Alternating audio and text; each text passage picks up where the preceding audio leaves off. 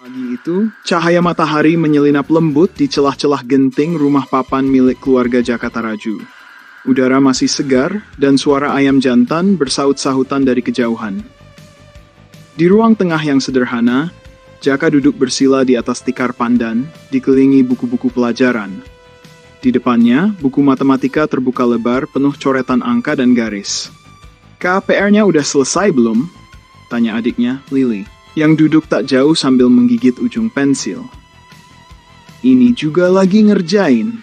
Tapi kenapa sih soal matematika sekarang ngomongin kecepatan bola dan arah angin?" gerutu Jaka sambil mengerutkan dahi. "Katanya biar bisa main bola sambil jadi ilmuwan," jawab Lily sambil mengangkat bahu. Jaka tertawa kecil. "Ya juga ya, di lapangan kan memang harus cepat mikir. Kalau nunggu rumus selesai dihitung, bolanya udah dicuri lawan." Di sisi lain kampung, Carl duduk di emperan rumah, memegang sebuah jeruk bali besar. Di sebelahnya, Ujang dan Asep tengah berdebat kecil seperti biasa. "Aing bilang juga apa? Jeruk bali itu cocok banget buat latihan juggling. Besar, ringan, dan wangi," kata Ujang sambil menepuk-nepuk buah itu. "Tapi kenapa bukan semangka? Sekalian kalau pecah bisa dimakan rame-rame," saut Asep sambil cengengesan. Carl tertawa. "Kalau kalian masih debat soal buah, mending kita latihan pakai balon gas. Sekali tendang langsung ke awan." Ketiganya pun tertawa lepas. Jeruk bali yang ada di tangan Ujang akhirnya dilempar ke atas dan ditangkap lagi seperti sedang juggling, meski gerakannya lebih mirip orang main sulap gagal. Di rumah lain, Deden Kurniawan duduk tenang di depan meja kecil, menatap kertas kosong. "Tugas menulis di pelajaran bahasa Indonesia. Ceritakan cita-citamu dan bagaimana mencapainya." Deden menatap foto kecil ayahnya di dinding. Seorang mantan pemain bola kampung yang kini bekerja di ladang, namun tetap dikenal sebagai orang yang jujur dan tangguh. "Aku pengen jadi pemain bola, tapi juga pengen jadi guru," gumamnya pelan. "Biar bisa ngajarin anak-anak main bola yang bener." Ia mulai menulis perlahan, kata demi kata mengalir seiring senyumnya yang tipis. Siang hari, anak-anak berkumpul di warung Mang Ocot. Tempat itu selalu ramai, bukan cuma karena gorengannya, tapi juga karena menjadi pusat diskusi resmi tapi tidak resmi tim kampung mereka. Rini berdiri sambil memegang selembar koran lokal. "Dengar ya, minggu depan ada tim dari kampung sebelah yang mau uji tanding sama kita," serunya. Asep langsung tersedak es jeruknya. "Tanding? Sekarang? Lah kita belum siap, baju aja beda semua. Yang satu kaos kucing, yang satu kaos seminar. Kamu kemarin pakai kaos bertuliskan anak mama hebat waktu latihan. Jangan banyak komentar." Balas Rini cepat. Pak Udin datang sambil membawa papan tulis kecil yang digantung di bahunya seperti keranjang sayur. "Anak-anak, dengarkan baik-baik. Saya bawa formasi baru yang saya terinspirasi dari cerita Mahabharata." Anak-anak saling menatap, bingung. "Mahabharata?" bisik Ujang ke Asep. "Jangan-jangan formasi Pandawa 5, jawab Asep setengah percaya. Pak Udin membentangkan papan. Di situ tergambar susunan titik yang tidak biasa. 5 titik di tengah, 2 di belakang, 3 di depan, dan 1 di pojok. "Pak, ini formasi apa ya?" tanya Jaka ragu. "Ini bukan 4-3-3, lanjut Deden. Ini kayak 5-2-3, 1 miring." Pak Udin mengangguk mantap. "Nah, justru itu kelebihannya. Lawan gak bakal nyangka kalau kita datang dari arah yang miring." "Pak, kepala saya juga jadi miring," keluh Asep sambil menunduk dan menutup kepalanya dengan kantong gorengan. Sore itu, matahari mulai condong ke barat. Jaka dan Deden berjalan santai di jalan kampung yang berdebu sambil membawa bola plastik yang sudah aus. "Kamu yakin betah main di belakang terus, Den?" tanya Jaka sambil mengoper bola pelan dengan kakinya. "Kadang ngerasa nggak kelihatan. Yang disorotkan yang bikin gol," jawab Deden pelan. Jaka menendang kerikil kecil ke selokan. "Tapi kalau nggak ada kamu di belakang, yang di depan nggak bisa bebas. Kamu tahu nggak? Penyerang itu kayak layang-layang. Tapi yang nahan talinya itu, ya kamu." Deden menoleh dan tersenyum kecil. "Kamu puitis juga ya." "Biasa, efek baca novel di perpus," jawab Jaka bangga. Keesokan harinya di sekolah, suasana mendadak heboh. Di halaman depan, Asep sedang mencoba juggling dengan jeruk bali yang kemarin. Baru sentuhan kedua, jeruknya pecah. Airnya menyemprot seragam Ujang yang sedang duduk santai. "Woi, baju aing jadi bau jeruk. Ini mah bukan latihan, ini rujakan," teriak Ujang. "Tenang, tinggal dikasih cabai sama garam, kita makan rame-rame," saut Asep santai. Guru olahraga yang kebetulan lewat hanya bisa geleng-geleng sambil tertawa kecil. "Anak-anak, jeruk itu buat dimakan, bukan buat ditendang." Sementara itu, Carl sedang berada di ruang guru. Nilai matematikanya turun drastis. "Nilaimu jelek, Carl. Kamu kebanyakan mikirin bola ya?" tanya Bu Erna, guru kelas. Carl mengangguk kecil. "Iya, Bu. Tapi saya juga belajar. Cuma pikiran saya lebih cepat ngitung posisi lawan daripada pecahan." Bu Erna menahan tawa. "Oke, kalau begitu kamu bantu adik kelas belajar. Saya kasih tugas tambahan. Tapi nilaimu harus naik ya." "Siap, Bu. Saya juga mau jadi kapten masa depan." Di sisi lain sekolah, Deden melihat Pak Budi, guru seni, sedang mengecat tembok dengan gambar siluet seorang pemain bola. "Pak, boleh bantu?" tanya Deden. "Boleh, pegang kuasnya," jawab Pak Budi. "Kamu tahu ini siapa?" Deden melihat lebih dekat. "Ini pemain belakang legendaris itu ya, Pak?" "Iya, dia nggak pernah bikin gol. Tapi tanpa dia, lawan nggak bisa nembak. Kadang yang nggak kelihatan, justru yang paling penting," ujar Pak Budi sambil tersenyum. Deden mengangguk. "Saya juga mau kayak gitu, Pak. Tapi ya, sekali-kali pengen bikin gol juga." Pak Budi tertawa. "Back modern, boleh banget." Sore menjelang, anak-anak kembali berkumpul. Kali ini di balai desa. Rini membawa kertas berisi susunan pemain. "Kita pakai formasi 4-3-3 ya. Deden di belakang kanan, Jaka tengah. Hal di depan jelasnya." Pak Udin masuk membawa gulungan kertas besar. "Saya punya formasi baru, formasi Gunung Gede." "Pak, itu bukan nama formasi sepak bola," komentar Jaka pelan. "Tapi filosofinya kuat." Pak Udin mulai menjelaskan panjang lebar. Katanya, posisi pemain seperti lereng gunung yang menopang puncak. Ujang malah sibuk menggambar gunung berapi di bukunya sambil berbisik ke Asep. "Nanti tengahnya meletus kah?" Menjelang malam, Jaka duduk di dapur rumah. Ibunya sedang menggoreng bala-bala sambil sesekali meniup asap dari wajan. "Kamu serius mau terus main bola, kah?" tanya ibunya lembut. "Iya, Bu, tapi saya juga belajar. Tadi bantuin Deden ngerjain PR, Hal ngajarin adik kelas." Ibunya tersenyum. "Kamu tahu kenapa bala-bala itu enak?" "Kenapa?" "Soalnya campuran. Ada wortel, tauge, kol. Beda-beda tapi nyatu. Tim kamu juga harus kayak gitu. Beda karakter tapi harus nyatu." Jaka mengangguk pelan. Malam itu ia tidur lebih cepat, bukan karena lelah, tapi karena semangat untuk hari esok. Pagi hari di kampung masih menyisakan embun yang menggelayut di ujung-ujung daun pisang. Di lapangan kecil di belakang balai desa, anak-anak sudah mulai berdatangan. Beberapa membawa bola plastik, sebagian membawa sandal jepit yang nanti akan ditata menjadi gawang darurat. Khalif datang paling awal. Ia duduk di atas batu besar sambil mengikat tali sepatunya. Di sekelilingnya, suara alam berbisik pelan. Angin menyapu rerumputan, burung-burung berkicau malu-malu. Tak lama, Jaka datang membawa papan kecil yang ia lukis sendiri semalam. Di atasnya tergambar formasi 4-3-3 yang mereka sepakati. "Papan strategi versi upgrade," katanya bangga. Hal tersenyum. "Kayak di televisi ya? Tinggal dikasih efek laser." Jaka menunjuk posisi tengah. "Aku di sini, Deden di belakang kanan. Kamu paling depan. Tugas kita bukan cuma jaga bola, tapi jaga satu sama lain juga." Hal mengangguk. "Iya, kita main buat tim, bukan buat pamer." Mereka saling tos ringan, lalu mulai menyusun sandal dan batu jadi penanda lapangan. Tak lama, Ujang dan Asep datang dengan gaya sok atlet. "Kami datang untuk mengacaukan formasi," teriak Ujang sambil memutar bola di jarinya, yang langsung jatuh dan menggelinding ke semak. Asep tertawa sambil mengangkat jeruk bali. "Latihan juggling lanjutan. Tolong jangan ada yang luka hari ini ya," kata Rini yang datang membawa botol minum untuk semua. Pak Udin tiba dengan sepeda tuanya, lengkap dengan topi koboi dan peluit besar yang lebih cocok dipakai di kapal laut. "Anak-anak, hari ini kita latihan serius, tapi juga santai. Serius santai, Sersan. Kali sambil mengedip ke Deden. Pak, formasi Gunung Gede masih dipakai? Tanya Deden setengah khawatir. Tentu saja, tapi Gunung Gede ini sudah saya reformasi. Sekarang jadi Gunung Gede Duwono. Pak, jangan-jangan ada lavanya, bisik Asep ke Ujang. Kalau meletus, kita lari beneran, balas Ujang setengah panik. Pak Udin mulai membagi latihan. Tim dibagi dua. Tim A pakai kaos putih, tim B pakai apapun yang bukan putih. Hasilnya satu tim rapi, satu tim kayak parade kaos bekas.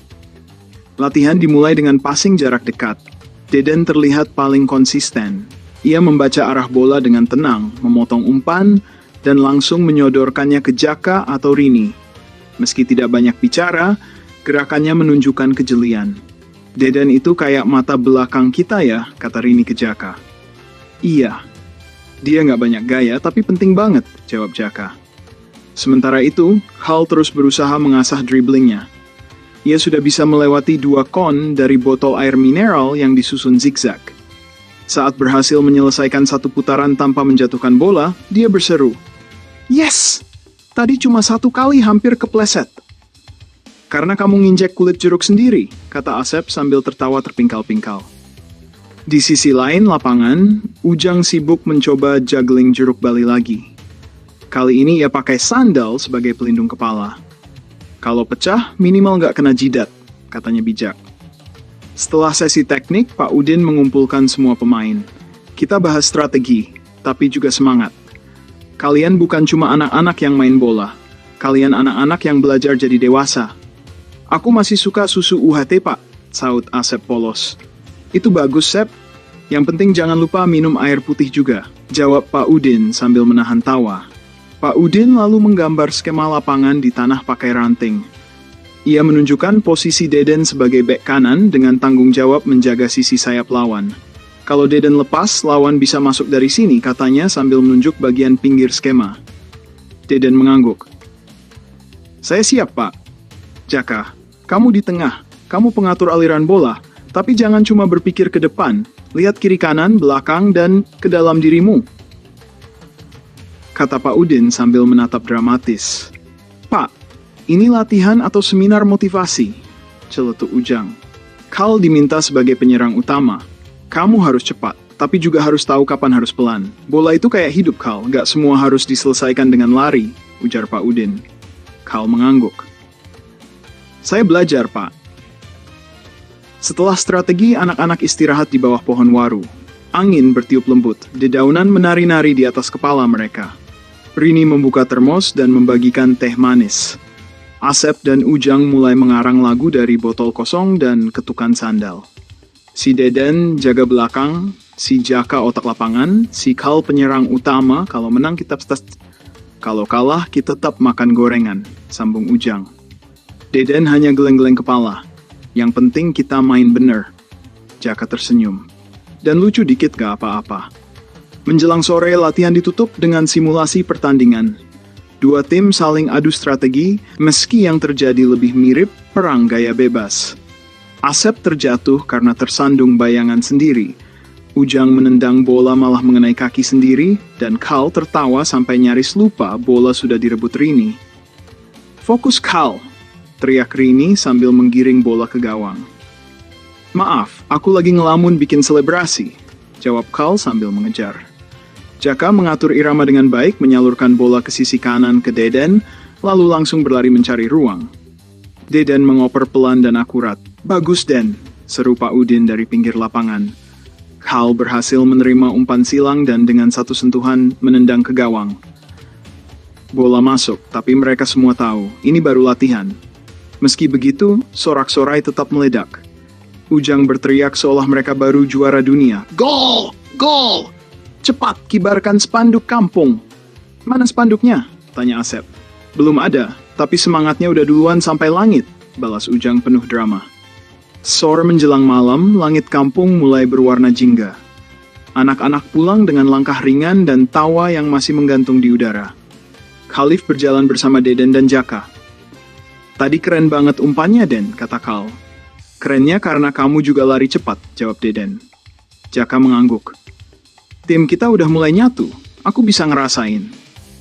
Kal menatap langit. Kalau kita terus gini, siapa tahu nanti bisa main lawan EFCI di kota. Yang penting, besok PR kita nggak keteteran, tambah Deden. Mereka tertawa. Jalanan kampung mengantar mereka pulang sambil menyimpan semangat kecil yang suatu hari bisa tumbuh jadi mimpi besar. Tipis menggelayuti atas sawah membingkai kampung dengan tenang, seolah ikut menanti pertandingan yang akan segera dimulai. Anak-anak sudah berkumpul di balai desa. Hari ini, mereka akan menjamu lawan yang tangguh, Satria Muda FC dari kampung sebelah. Sebuah tim yang terkenal cepat dan disiplin. Pak Udin berdiri di depan papan strategi, dikelilingi para pemain yang masih mengunyah kue cucur buatan Bu Aki. Ia mengetuk papan itu 3 kali. Formasi Gunung Gede 2.0 resmi digunakan, katanya. Asep langsung berseru, asal jangan ada letusan. Kalau meletus, larinya jangan ke arah warung ya, Sep, sambung Ujang. Tawa pecah di antara mereka. Jaka, Kal, dan Den duduk berdekatan di bawah pohon mangga. Mereka belum bicara banyak. Hanya saling menatap dan mengangguk. Masing-masing tahu mereka punya peran penting. Kal mencubit ujung sarung tangannya. Deg-degan.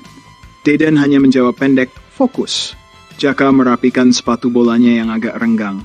Ini lapangan kita. Kita yang lebih tahu tanahnya. Babak pertama dimulai. Wasit dari kampung tengah, Mang Dudung, meniup peluit panjang. Pertandingan dimulai.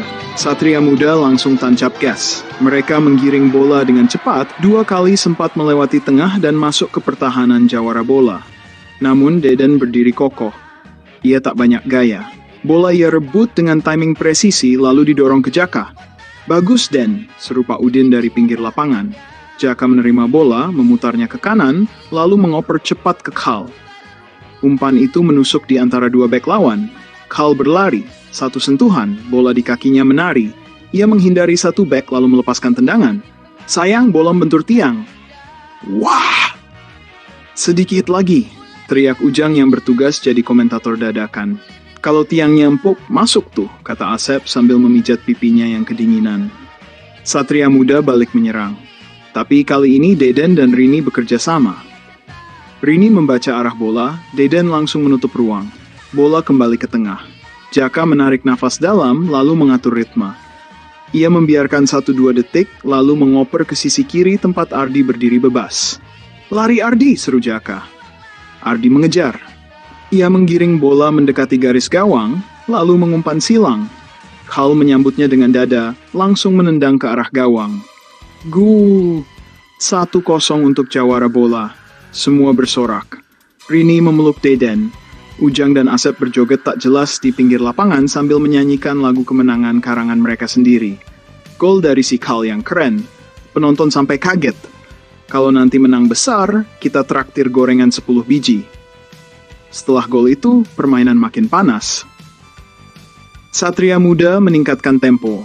Mereka menyerang lewat sisi kiri, memanfaatkan kecepatan pemain sayap mereka yang lincah. Beberapa kali mereka mengancam gawang. Tapi Deden dan kiper Wahyu bekerja sangat baik. Deden membaca arah bola dengan tenang. Ia tak ragu menghalau, meski kakinya sempat terinjak. Menjelang akhir babak pertama, 1 momen mengejutkan terjadi. Bek lawan membuat kesalahan. Bola jatuh ke kaki Kal yang sudah tinggal 1 lawan 1 dengan kiper. Namun, Kal tak serakah. Ia menoleh melihat Jaka berlari di sisi kiri. Ia mengoper. Jaka tak menunggu lama. 1 sentuhan, lalu tendangan keras.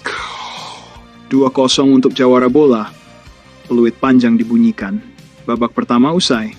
Istirahat, strategi, dan semangat. Anak-anak duduk mengitari Pak Udin di bawah pohon jambu. Napas mereka masih tersengal. Anak-anak, kata Pak Udin, kalian main bukan kayak anak kampung. Kalian main kayak anak negeri ini yang tahu artinya kerjasama. Rini minum dari botol lalu menepuk pundak Kal. Umpan tadi keren. Aku pikir kamu lebih bebas, jawab Kal sambil tersenyum. Dan kamu mikirnya cepet. Itu hebat, timpal Jaka. Sementara itu, Asep dan Ujang sibuk menebak isi ransel lawan. Sep, menurutmu bek lawan itu makan apa tadi pagi? Kayaknya si bubur ayam, tapi yang nggak diaduk. Wah, pantas pas main kayak belum nyatu. Tawa kecil terdengar, meringankan beban pertandingan. Babak kedua dimulai. Satria Muda kembali dengan semangat penuh. Baru 2 menit mereka mencetak gol balasan. Tendangan bebas yang menukik masuk ke pojok atas. Skor jadi 2-1. Suasana lapangan tegang. Penonton dari 2 kampung bersorak bersaut-sautan. Pak Udin berdiri dan berteriak, "Tenang, main kayak tadi aja, jangan takut." Jaka, Kal, dan Deden saling tatap di tengah lapangan. Sekejap, mereka kembali pada kesepakatan tak tertulis yang sudah lama mereka bangun. Saling jaga, saling bantu. Jaka menggiring bola lalu diserobot lawan. Tapi Deden muncul cepat merebut bola lalu mendorongnya ke depan. Hal berlari seperti dikejar layangan putus. Satu gerak tipu lalu umpan silang ke tengah. Rini masuk dari belakang dan boom! Gol! Skor menjadi 3-1. Seketika lapangan meledak. Sorak-sorai. Trompet dari botol bekas berbunyi keras. Mang Ocot bahkan sampai naik ke pagar lapangan sambil berteriak, "Hei, Jawarawi!" Pak Udin hanya menunduk dan mengusap wajahnya pelan, antara haru dan keringetan. "Pemain kecil, hati besar," gumamnya. Beberapa menit kemudian, Satria Muda sempat membalas. Serangan cepat membuat skor jadi 3-2, tapi waktu tak berpihak pada mereka. Jaka dan Deden menjaga irama, memperlambat tempo, mengulur waktu dengan cerdik. Rini bahkan sempat menjaga bola di pojok lapangan selama hampir 30 detik. Peluit panjang berbunyi. Jawara bola menang. Bukan sekadar skor, semua pemain saling berpelukan. Tak ada selebrasi berlebihan. Mereka tahu, ini baru langkah kecil, tapi penting. Pak Udin mengumpulkan mereka di tengah lapangan. "Kalian sudah membuktikan satu hal, bola bukan cuma soal menang, tapi soal bisa jadi satu. Dan soal bisa traktir gorengan," seru Asep. "Gak lupa teh manis," tambah Ujang. Tawa pecah. Deden berdiri di belakang, senyum tipis menghiasi wajahnya. Ia memang bukan yang banyak bicara, tapi semua tahu. Ia adalah benteng tim ini. Jaka memandang ke langit yang mulai membiru. "Besok kita latihan lagi?" Hal mengangguk. "Kita belum selesai."